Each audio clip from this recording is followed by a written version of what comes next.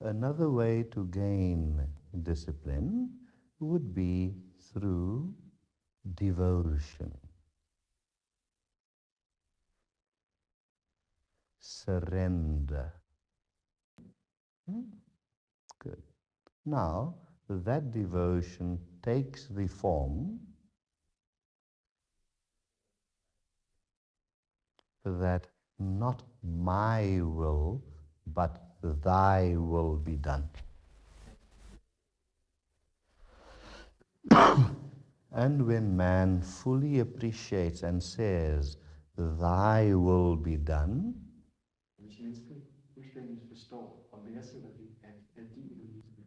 then surrender to that will comes spontaneously. That is another way of self-discipline.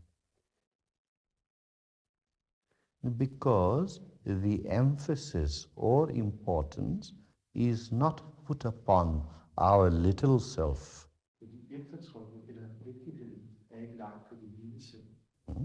but the emphasis and importance is put upon the big self.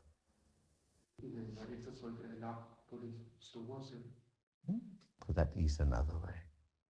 Then there would be another way where you are not concerned if there is divinity or not.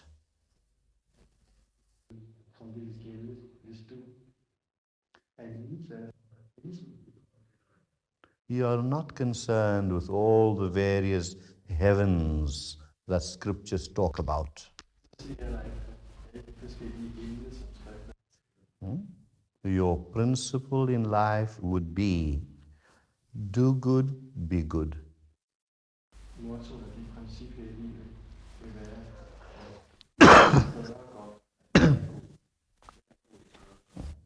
And to do that, one has to exercise conscious effort. Because to do good does not always come spontaneously.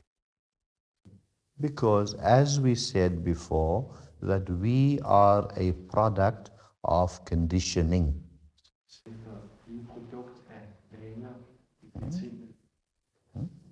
So we have to repattern our minds. Man is normally a creature of habit.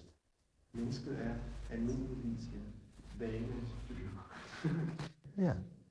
And most of the things we do is without thinking and just an automatic reflex created by habit.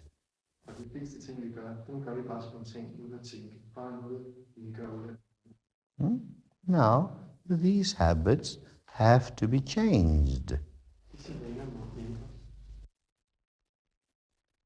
That's quick. These habits have to be changed, and that requires effort.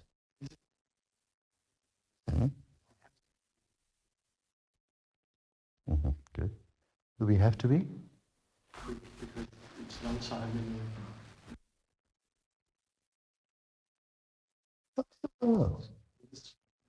What time do people eat in Denmark? Lunch. Do you people get hungry 1 hour earlier? Is that what it is? Yeah. Right. So, a habit is formed by, for example, you take a piece of string and tie it round your finger. And to undo the habit, you turn the string the other way.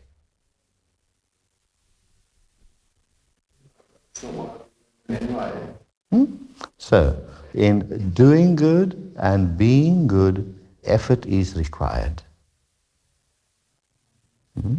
And very consciously we curb the things which we would normally do.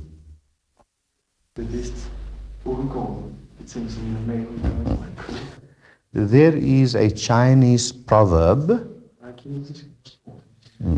which says that before you say an angry word, turn your tongue 9 times in the mouth.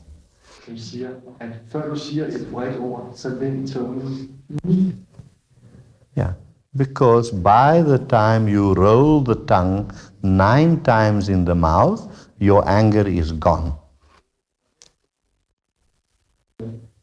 And you won't say those angry words. Yeah. So, effortful living, where we consciously try and do good and follow the precepts of morality and ethics. Et liv, hvor vi prøver at gøre godt og følger de moralske læger, de forskrifter for. And living that kind of life, doing good, being good, you do not need to believe in anything.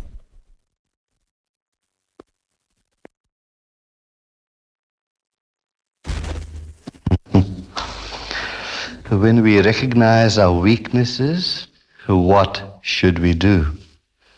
Now, that is a question which would be difficult to answer because one has to describe specifically the weakness. Det er et spørgsmål, som er svært at besvare, fordi så må man specifikt beskrive den svaghed, det drejer sig om.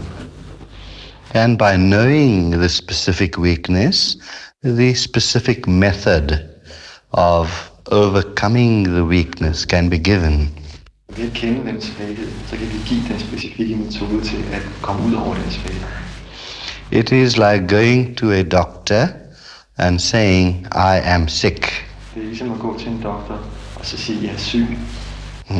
But that would put the doctor into difficulty. Det vil bringe lægen i vanskelighed. But if you tell the doctor that I've got a stomach ache or a headache or a foot ache, then the doctor will know exactly what kind of medicine to give and for what purpose. Hvis du siger til lægen, at du har ondt i hovedet eller i tåen eller i maven, så vil lægen vide. But we can talk of weaknesses in general. Is that all right? Vi kan tale om svagheder i al almindelighed. Er det i orden? Good. Fine. Now, what is a weakness? Good. A weakness is something that does not allow us to cope adequately in life. En svaghed, det er noget, som forhindrer os i at klare tingene tilfredsstillende.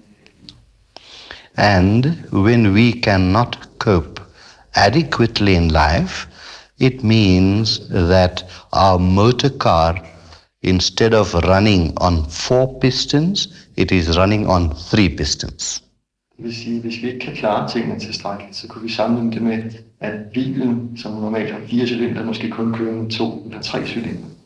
Now, it is very easy to say that if the one piston of the car is not working, fix it up. Det er let nok at sige, at hvis den ene cylinder ikke virker, så bare reparer den. But how to fix it? That is the real question. Now, through our meditational practices, when our weaknesses are brought face to face in front of us, Gennem vores meditationsteknikker, når vi bliver konfronteret med vores, and it could be any weakness, hvilken som helst, then having the weakness face to us, half the cure is done. så ved at have svaghed overfor os at blive konfronteret med hende, så er vi allerede halvvejs mod løsningen. Even our friend Dr. Brahe will tell you, Vores ven Dr. Bro vil fortælle os, yes, that proper diagnosis is half the cure. at den rigtige diagnose, det er halvdelen af helbredelsen. Good.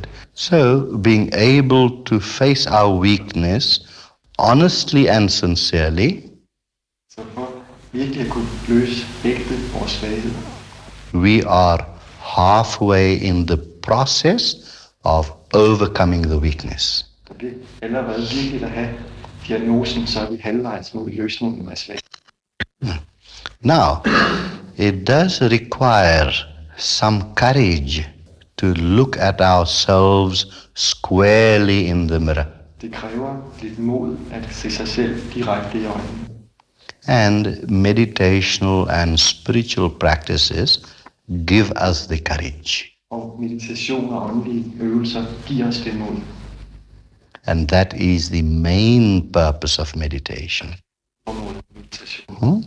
including so many other purposes. Bortset fra mange andre formål.